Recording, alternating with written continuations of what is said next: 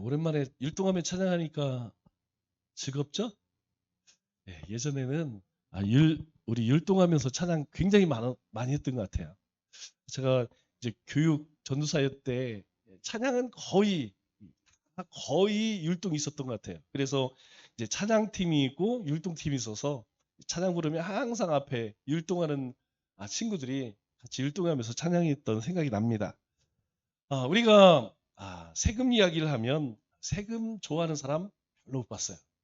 어, 이제 줄줄이 우리나라도 이제 증세 분위기죠. 보유세, 또 양도세, 뭐 상속세, 소득세 계속 올리겠다고 그렇게 예고를 하고 있습니다. 오늘 예수님께서도 직접 세금 이야기를 꺼내시죠. 그런데 이것은 단순히 세금 이야기가 아니라는 것입니다. 가버나움에서 성전세 담당하는 자들이 베드로에게 찾아와서 시비를 걸어요. 오늘 24절 말씀에 보니까 이렇게 이야기를 합니다. 너희 선생은 반세계를 내지 않느냐. 이 사람들은 가버나움의 성전에서 성전세를 받는 사람들이었어요.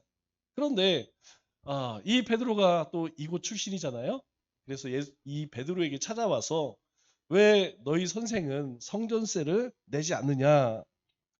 이 성전세가 우리가 성전에 들어갈 때에 내는, 출입할 때에 내는 그런 비용이 아닙니다. 이 성전세는 사실 적지 않은 금액이에요. 우리가 성전세가 얼마냐, 보통 반세겔이라고 하는데 이 반세겔은 이틀치 품삯입니다. 그러니까 우리가 하루 품삯을 10만 원을 잡으면 20만 원 정도 되는 것이죠. 그런데 문제는 예수님의 제자들이 몇 명이에요? 12명입니다. 예수님까지 합쳐서 13명이죠. 13명 곱하기 20만 원 하면 이 작은 금액이라고 말할 수 없는 것이죠. 그러면 왜 성전세를 받느냐? 이 성전세를 받는 이유는 굉장히 중요한 이유를 가지고 있어요. 이스라엘 백성들이 애굽에서 출애굽할 때에 하나님께서 마지막 재앙을, 어떤 재앙을 내리셨냐면 장자의 죽음을 내리셨습니다. 그리고 나서 이 이후에 모세에게 율법과 계명을 주실 때 이 속전세라는 걸 내게 해요. 이게 무엇이냐면 하나님께서 이스라엘 백성들의 장자를 다 살리신 그것을 기념해서 모든 사람, 생명을 보존받은 사람들은 하나님 앞에 이 속전세를 내게 하셨죠. 그래서 그 전통이 이어져서 이스라엘의 모든 남자들은 1년에 한 번씩 성전세를 내게 됩니다. 이것은 우리가 세금처럼 걷어가는 건 아니었지만 이스라엘 백성이라면 이 속전세를 반드시 의무적으로 내는 그런 세금이었죠. 그런데 아마 이들이, 이 가버나움에 있는 성전 관리하는 자들이 예수님 일행이 성전세를 내지 않은 것으로 생각을 했어요.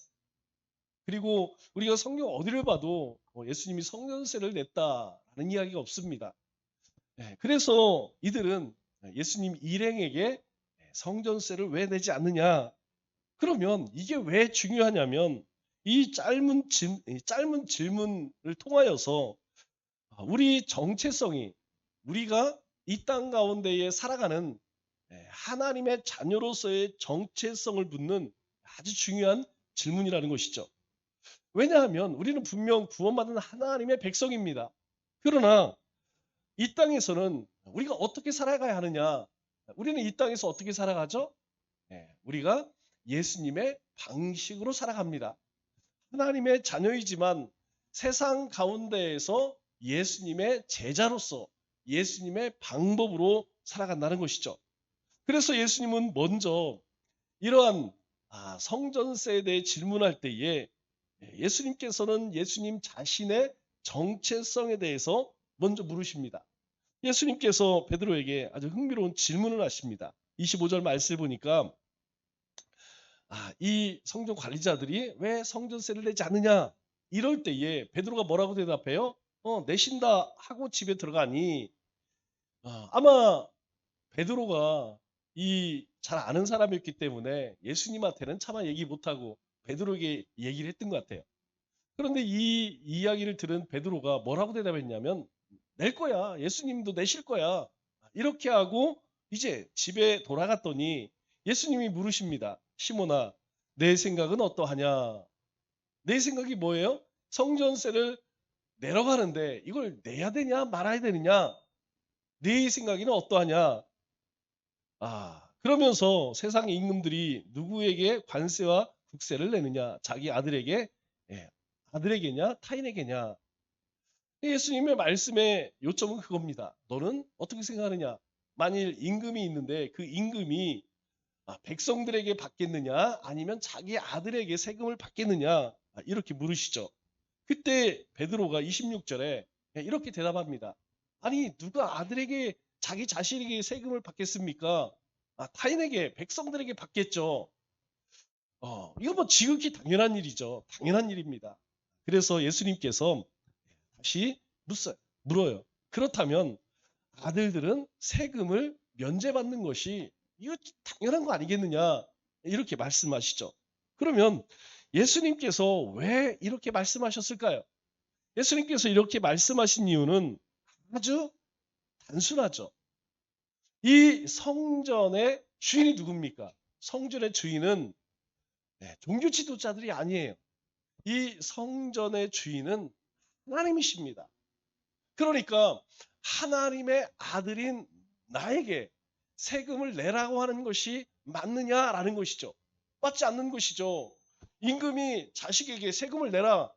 그런 경우는 없다는 것이죠. 마찬가지로 하나님이 성전의 주인인데 그 주인의 아들인 예수님에게 세금을 내라고 하는 것, 그것은 어불성설이다. 그것은 맞지 않는다는 것이죠. 누가 자기 집에 부모님에게 세금을 내는 사람이 누가 있겠습니까? 그래서 예수님은 이 하나님의 집인 성전에 세금을 낼 의무가 없다라는 것을 말씀하시죠. 이 말씀의 의미는 무엇입니까? 바로 예수님이 누구냐, 예수님의 정체성이 무엇이냐라는 것을 분명히 하는 것이죠. 성전의 주인이 하나님이시라면 하나님의 아들이 예수님이십니다. 그러니까 예수님은 세금을 낼 이유가 없다라고 하시는 것은 바로 예수님이 하나님의 아들이라고 하는 예수님의 정체성에 대해서 분명하게 말씀하고 있는 것이죠. 그러면 이 예수님의 말씀이 왜 중요하냐면 이전에 이 사건이 있기 전에 어떤 일이 있었죠? 변화산의 사건이 있었고 변화산 사건 전에는 베드로의 신앙 고백이 있었습니다. 베드로가 사람들이 뭐라고 이야기하느냐?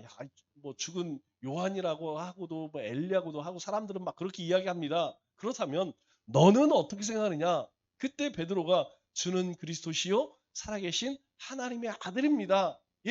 선생님은 우리의 구주이시고 하나님의 아들이라는 것을 제가 믿습니다. 이렇게 고백을 했어요.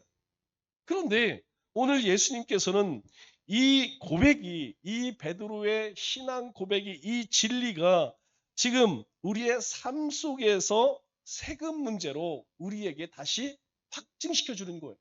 이것은 단순히 믿음의 영역이 아니라 우리 일상생활 속에서도 연결되어져 있는 문제라는 것이죠.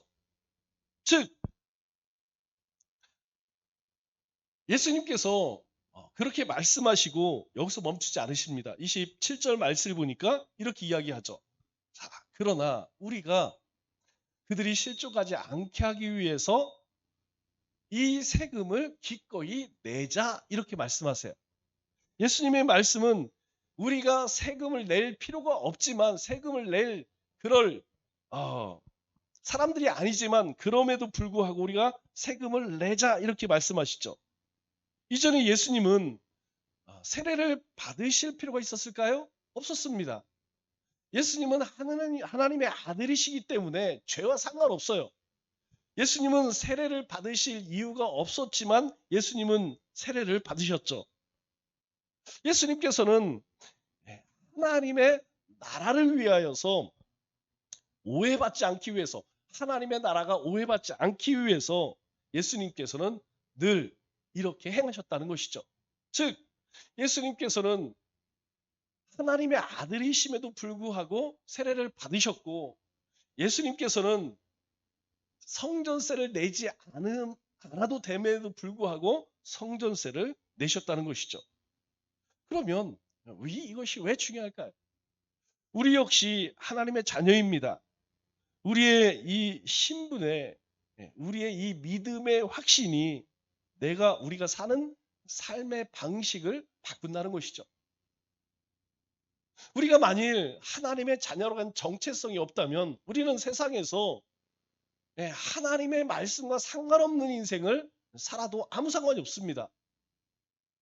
우리 세상 사람들 사는 것처럼 우리도 똑같이 그렇게 살아갈 수 있다는 것이죠. 그런데 우리는 하나님의 자녀임에도 불구하고 세상 가운데 살기 때문에 하나님의 백성으로서, 하나님의 자녀로서의 정체성을 가지고 살아야 한다는 것입니다. 세상은요, 솔직히 그렇습니다. 늘 말씀드리지만 들키지만 않으면 돼. 들키지만 않으면 얼마든지 속이고 얼마든지 거짓말하고 감추며 살아간다는 것이죠. 그러나 우리는 그렇게 하지 않는다는 것이죠. 왜 그렇게 하지 않을까요? 하나님의 자녀이기 때문입니다. 우리는 구원받은 하나님의 자녀이지만 우리는 하나님의 백성이기 때문에 세상 가운데에서 그렇게 행하지 않는다는 것이죠. 그래서 세상은 항상 우리에게 묻습니다. 굳이 그렇게 해야 하느냐라는 것이죠. 아니, 내가 예수님 믿는 건 믿는 것이고 우리와 어울릴 때에, 너희가 세상 가운데 살 때에는 굳이 그렇게 해야겠느냐? 여러분 뭐예요? 적당히 타협하고 적당히 손잡고 그렇게 살아도 되지 않느냐? 여러분 이것이 항상 우리에게 하는 이야기예요. 한잔 해도 되지. 그 정도쯤은 괜찮아. 그 정도쯤은 법을 어겨도 돼. 우리에게 예수님께서는 묻는 거예요. 너희는 세상 가운데 하나님의 자녀로서 하나님의 자녀답게 살아가고 있느냐라는 것을 우리에게 묻는 것입니다. 여러분 우리는 항상 어느 곳에 가든지 하나님의 자녀임을 절대 잊어서는 안 돼요. 요즘에 우리 안에, 이 기독교 안에 계속 일어나고 있는, 제가 기류를 보니까 그런 문제들이, 인본주의 사상들이 점점점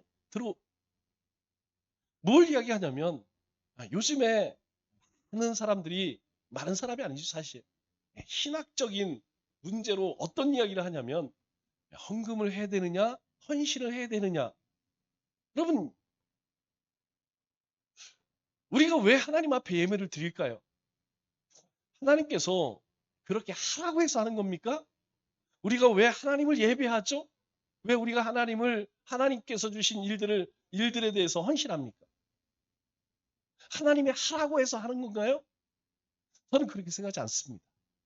우리가 예배를 드리고 그리고 예물을 드리고 그리고 우리의 시간과 우리의 몸을 드리는 헌신은 구원받은 하나님의 자녀이기 때문이에요. 하나님 구원받지 않은 세상 사람들은 그렇게 할 필요가 없습니다. 그들에게 요구하지도 않아요. 그러나 우리는 하나님의 은혜로 구원받았기 때문에 우리는 기꺼이 하나님을 예배하는 것입니다. 우리는 기꺼이 하나님을 찬양하는 것이에요.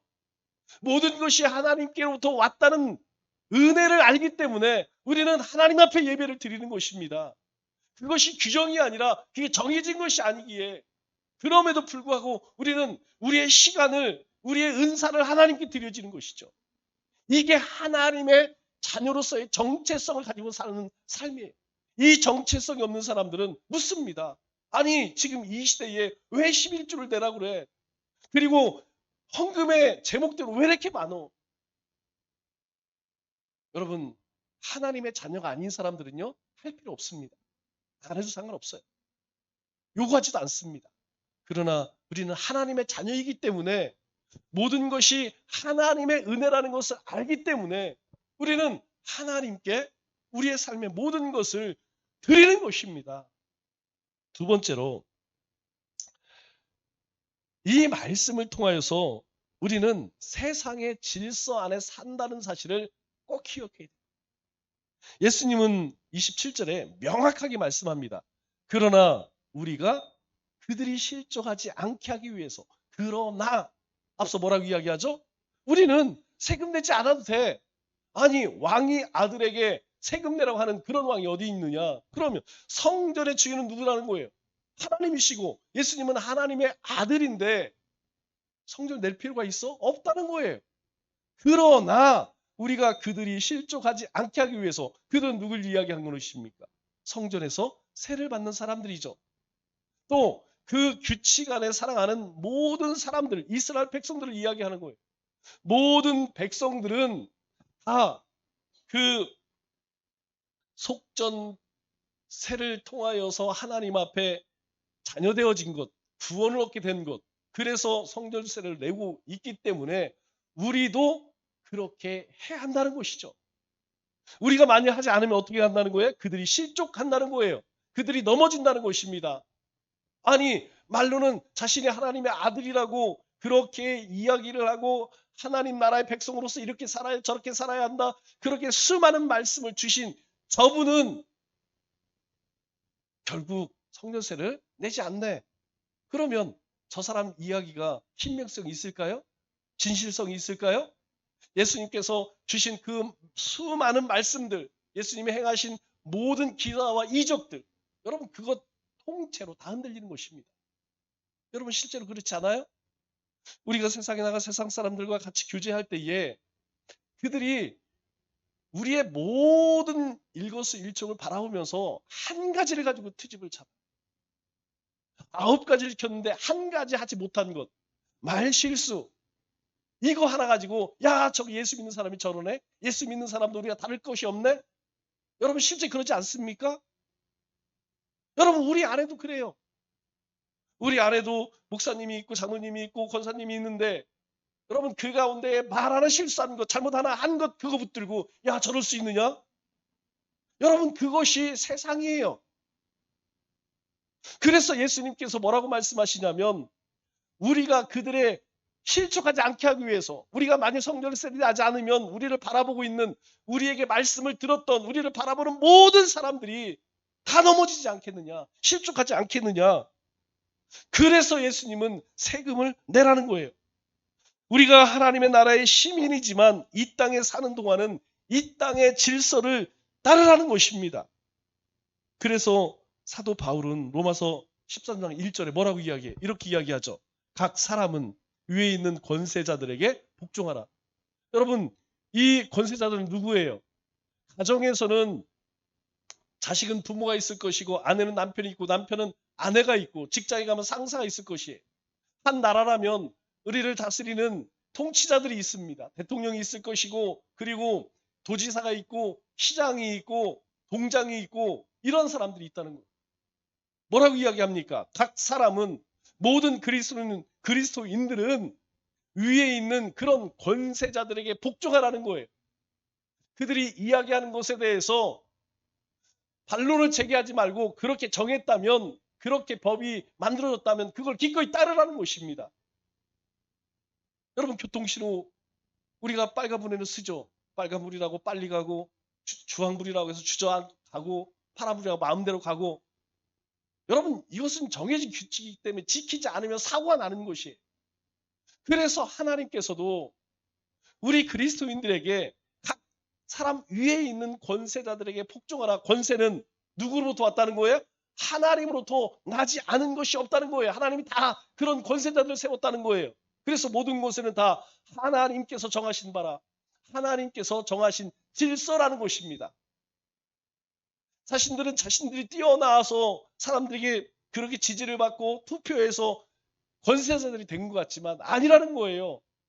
하나님께서 허락하셨기 때문에 그 악한 자라 할지라도, 하나님 말씀에 반하는 자들이라 할지라도 하나님이 다 세우신 자들이라는 거예요.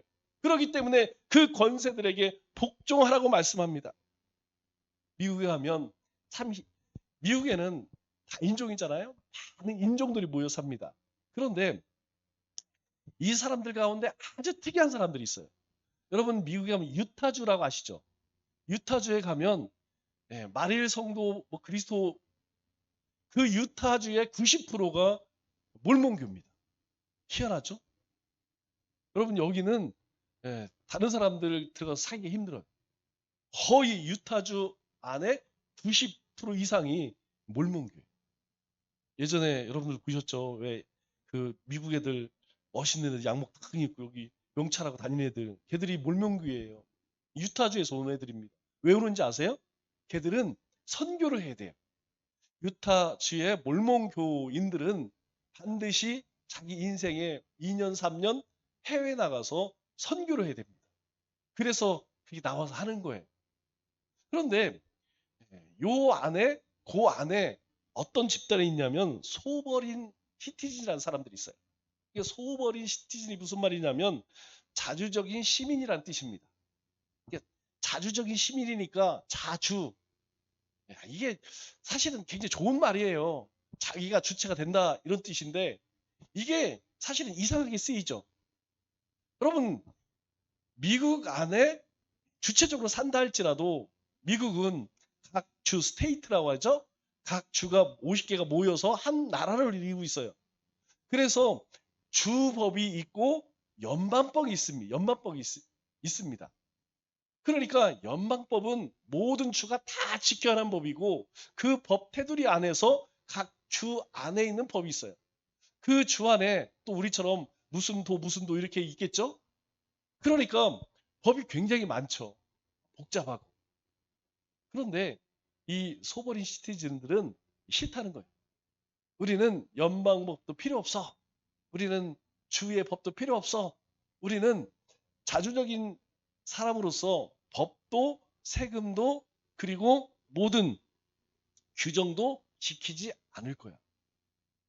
그러니까 문제는 뭐냐면 이 사람들이 그렇게 산 속에서 살면 돼요. 사막 속에서 그냥 우리는 우리끼리 살 거야. 아, 좋지. 그런데 문제는 면허증이 없이 도로를 다녀요. 차를 끌고 다녀. 아니 이 사람도 먹고 좀 살아야 할 거 아니야. 근데 우리처럼 동네마다 마트가 없어요. 미국은 그냥 죽어지는 사람들만 살아. 거기 상점이 없어요. 가게가 없습니다. 나라가 워낙 크니까. 그래서 장을 보려면 시내로 내려와야 돼. 마트로 와야 돼. 그런데 마트로 오려면 어떻게 와야 돼요? 도로 운전해서 와야 되잖아요. 근데 문제는 이 사람들이 면허증이 없네.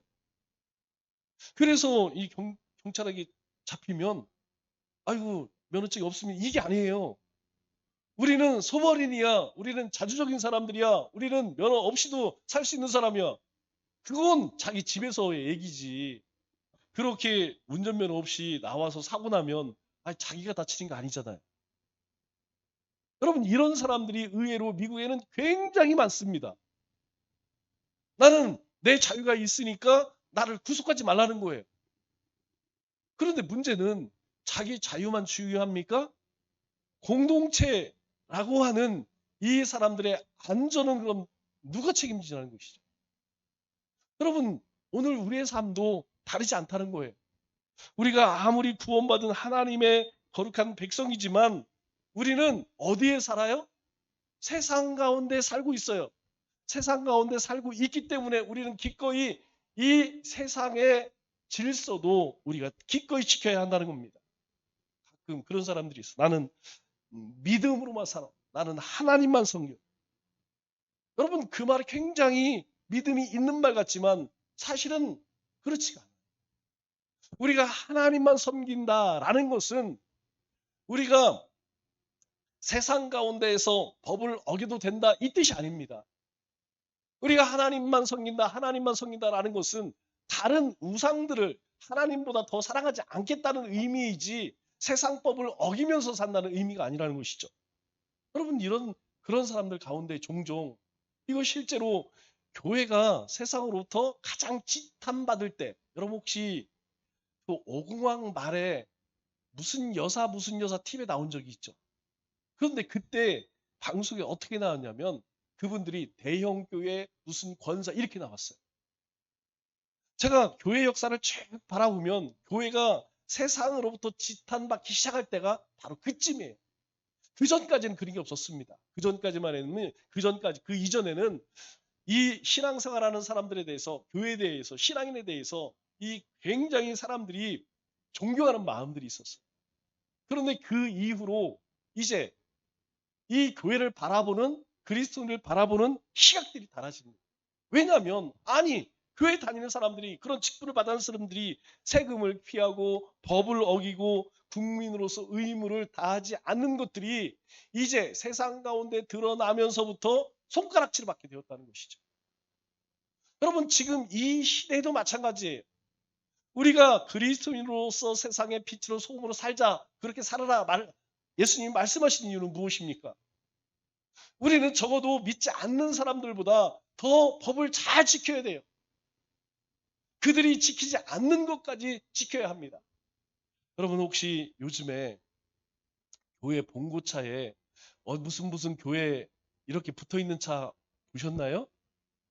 여러분, 예전에는요, 모든 교회 봉고차든 뭐 버스든 다 크게 글씨를 써놨어요. 남청주교회 딱 써놨습니다. 지금은요, 교회에서 운행하는 차량들 보면 교회 마크가 붙어있는 차가 별로 없습니다. 그러면 왜 안 붙였을까요? 이유는 간단해요. 그거 붙이고 신호 위반하기 어려워. 그거 붙이고 막 단속하기 어려워. 그거 붙이면 모든 것이 조심스러워. 여러분, 그것이 지극히 당연한 거 아니겠습니까? 그런데 그렇게 하기 싫어요. 그거 붙어 있으면 너무 답답해. 끼어들기도 마음대로 못하고 신호도 위도 못하고 막 불법 유턴도 못해. 그러니까 안 붙여. 여러분, 이것이 우리의 민낯입니다. 우리의 모습이라는 거예요. 우리가 세상 사람들에게 그런 조롱을 당하는 이유가, 멸시당하는 이유가 바로 여기 있다는 거예요. 우리가 하나님의 자녀라면 적어도 국민으로서 우리가 지켜야 할 그러한 법들은 더 잘 지켜야 한다는 거예요. 여러분, 만일 우리가 위법 행위를 했을 때, 불법을 행했을 때 여러분이 욕먹습니까? 아니에요. 우리도 매일 와서 시비 거는 사람들, 여러분 주중에 많이 있어요. 이러쿵저러쿵. 그럼에도 우리가 매일 고개 숙이는 이유는 무엇입니까? 우리가 양보하는 이유가 뭐예요? 하나입니다. 우리는 하나님을 믿는 사람들이기 때문에 그 사람들은 우리를 하나님의 대사로 여겨요. 그래서 우리가 잘못하면 우리를 욕하지 않습니다. 하나님을 욕해요. 하나님의 영광을 가리운다는 것입니다. 예수님 당시 이스라엘은 로마 식민지였어요. 여러분, 억울하죠. 식민지로서 여러분 자주권이 없기 때문에 얼마나 어려운 일들이 많이 있습니까? 그럼에도 예수님 뭐라고 말씀하세요? 마태복음 22장 21절 말씀을 보면 이렇게 말씀하죠. 마태복음 22장 21절 말씀을 보면 가이사의 것은 가이사에게, 하나님의 것은 하나님께 바치라. 세금을 내야 됩니까? 말아야 됩니까? 이거 따질 때에 예수님은 명확하게 말씀하세요. 가이사의 것은 가이사에게, 하나님의 것은 하나님께 드려라, 이렇게 말씀하세요. 그런데 우리는 어때요? 하나님께 드리니까 가이사 것은 내기 싫은 거예요. 이 질문을 하는 사람들도 마찬가지입니다.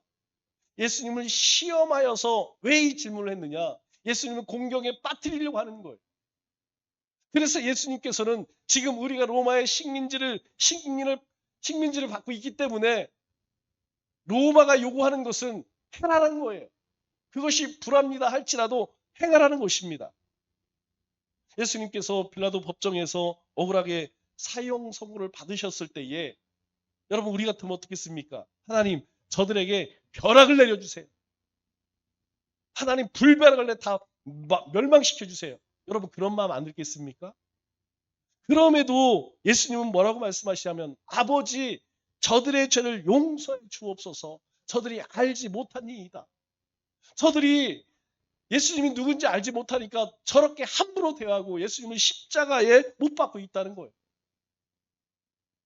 예수님께서 이 법정을 거부하지 않으셨습니다. 소란 피우지 않았다는 거예요. 억울하지만 순종하셨다는 것이죠. 여러분, 이것은 약자의 무기력이 아닙니다. 강자의 인내라는 것이죠.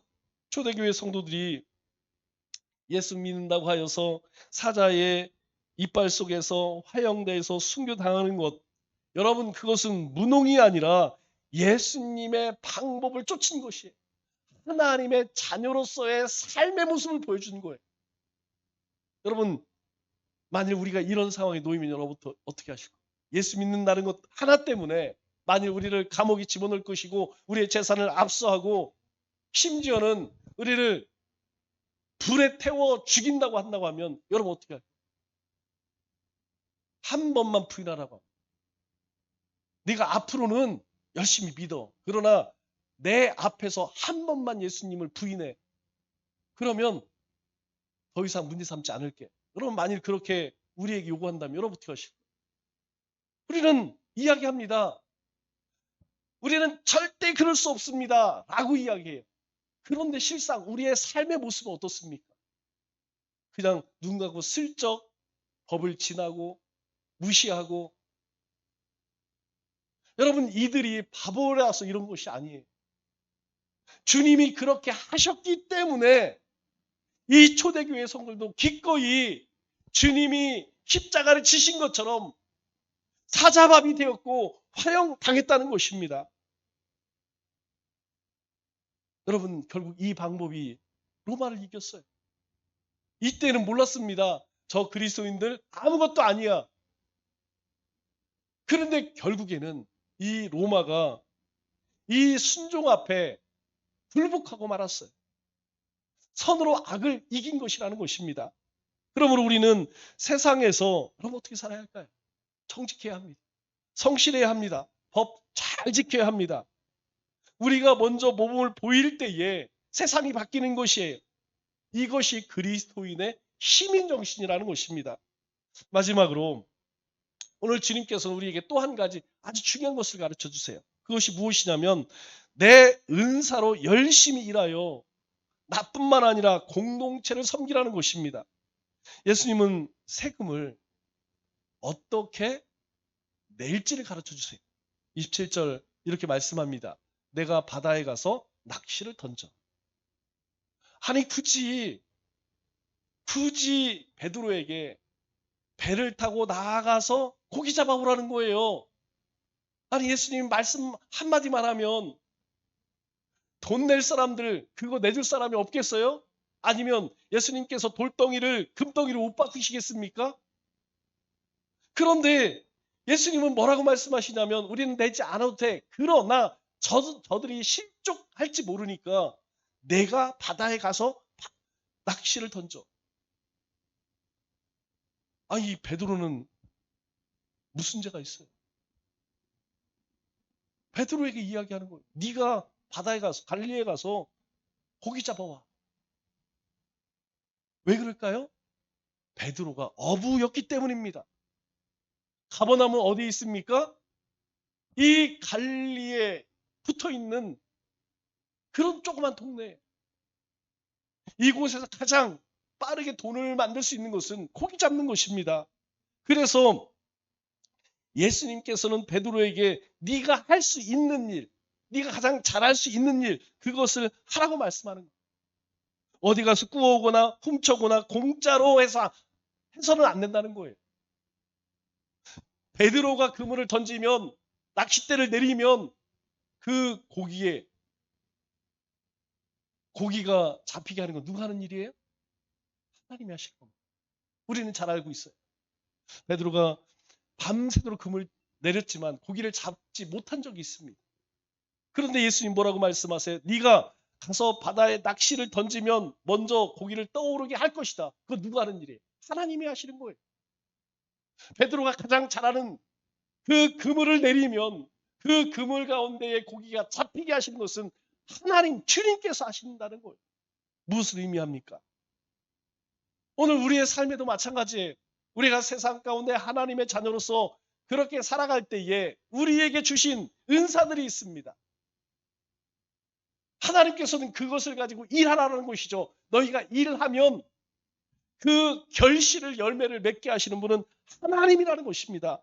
만일 이 베드로가 선생님이었다면 너는 사람들을 가르쳐라고 하셨을 거예요. 만일 이 베드로가 의사였다면 사람들을 치료하라고 하셨을 거예요. 만일 베드로가 음악가라면 사람들 앞에서 연주하라고 말씀하셨을 것입니다. 왜 그렇게 했을까요? 바로 하나님께서는 우리에게 주신 그 은사를 통해서 이 땅 가운데 살게 하셨다는 거예요. 종종 우리가 예수님만 믿으면, 우리가 말씀대로만 살면, 우리가 열심히 복음만 전하면 하나님께서 우리의 모든 것을 다 책임져 주셔. 과연 그럴까요? 우리가 하나님 앞에 24시간 기도하고 말씀 보고 전도만 하면 하나님의 모든 것을 다 책임져 주시나요? 여러분, 이것은 무책임한 말이에요. 절대 그렇게 하나님은 일하지 않습니다. 우리가 하나님이 우리에게 주신 그 모든 것을 붙들고 우리가 땀 흘려 수고할 때에 하나님께서는 그 위에 기름 부어 주시는 거예요. 우리가 할 수 있는 최선을 다할 때에 하나님께서는 30배, 60배, 100배의 결실을 맺게 하시는 것이라는 것입니다. 우리가 할 수 있는 것, 여러분, 최선을 다해야 돼. 그럴 때 하나님께서는 우리의 길을 열어주시고 우리의 삶에 넘치는 복을 주시는 것입니다. 또 한 가지는 20절 하반절 말씀을 보니까 이렇게 말씀하세요. 고기가 떠오르면 그 고기 입을 열면 그 고기 입에서 돈 한 세겔을 얻을 것이니 가져다가 나와 너를 위하여 주라. 자, 고기는 누가 잡아요? 베드로가 잡아요. 베드로에게 잡으라고 합니다. 그런데 돈을 낼 때에는, 성전세를 낼 때에는 예수님이 분명히 뭐라고 말씀하시냐면 너와 나를 위하여 그 물고기 속에 그 입에서 낸 그 돈을 내라고 이야기해요. 너와 나를 위하여. 좀 이상하지 않아요? 베드로 네 걸 내라고 하든지 아니면 내 걸 내라고 해야. 그런데 예수님은 너와 나를 위하여 이 성전세를 내라고 말씀하십니다. 내 목뿐만 아니라 다른 사람의 지체, 다른 지체의 목까지도 함께 책임져라 이렇게 말씀하세요. 그래서 우리의 노동은, 우리의 수고는, 우리가 일하는 것은 여러분 나만의 것이 아니라는 것입니다. 우리가 수고하는 것은 나뿐만 아니라 다른 사람들과 함께 나눌 수 있어야 된다는 거예요. 하나님에게 나에게 주신 은사, 나에게 주신 직업, 여러분 그것은 하나님 나라의 공공재라는 거예요. 공공재가 뭐예요? 우리가 여기 쉼터에 가면 뭐 있습니까? 아마 운동기구들이 있죠? 내가 운동하면 다 내 것인가요? 아닙니다. 그것은 모든 국민의 건강을 위해서 만들어 놓은 공공재. 모두가 다 쓸 수 있는 것입니다. 요 동사무소 지나가면 거기 여름 폭염 휴식처 이렇게 만들어 놨어요. 더울 때는 와서 쉬라는 거예요. 왜? 거기는 항상 공무원들이 근무하니까 어느 정도 온도를 맞춰놔요. 시원하죠. 너무 더워서 힘들면 거기에 와서 쉬라고 쉼터로 가요. 공공재라는 공공재. 하나님이 우리에게 주신 은사가 그렇다는 겁니다. 하나님이 우리에게 주신 이 직업이 내 것만 아니에요. 그냥 내 입만 채우기 위해서 하나님이 주신 것이 아니라는 거예요. 오늘 너와 나를 위하여 라고 말씀하신 것처럼 우리에게 어떤 은사를 주셨다면, 믿음을 주셨다면, 우리에게 어떤 직업을 주셨다면 그걸 통하여서 우리의 삶뿐만 아니라 우리의 주변에, 내 주변의 삶도 돌아보라. 그들에게도 하나님의 사랑을 베풀고 나누라. 이렇게 말씀하시는 거예요. 여러분, 왜 찬양하죠? 왜 찬양 인도합니까? 왜 반주합니까? 죄 지어서요? 아닙니다. 왜 청소할까요? 왜 차량 운전할까요? 왜 시장 봉사할까요? 하나님께서 우리에게 주신 은사이기 때문에 나뿐만 아니라 다른 사람과 나누라는 것이에요. 이것이 하나님의 뜻입니다. 하나님께서 우리에게 무언가 주셨다면 그것은 내 것이 아니라는 거예요. 그것을 가지고 다른 모든 사람들에게, 우리 이웃들, 우리 지체들과 함께 나누라는 것입니다. 말씀을 맺겠습니다. 예수님은 성전세를 내지 않아도 되는 분이었어요. 예수님은 세례를 받으실 필요가 없으셨지만 세례를 받으셨습니다. 예수님은 죽을 이유가 전혀 없었지만 우리를 위해서 기꺼이 십자가에서 죽으셨습니다. 예수님이 보여주신 이 세상 사는 방법은 언제나 동일합니다. 낮아지고 순종하고 사랑하고 먼저 질서를 지키고 내가 먼저 예수님의 방법대로 살 때에 바로 하나님의 나라가 우리 가운데 임하는 것입니다. 남은 3일도 하나님 나라의 시민으로서 세상 속에서 아름다운 삶을 살아가는 우리 믿음의 권속들 되시기를 주님의 이름으로 축원합니다.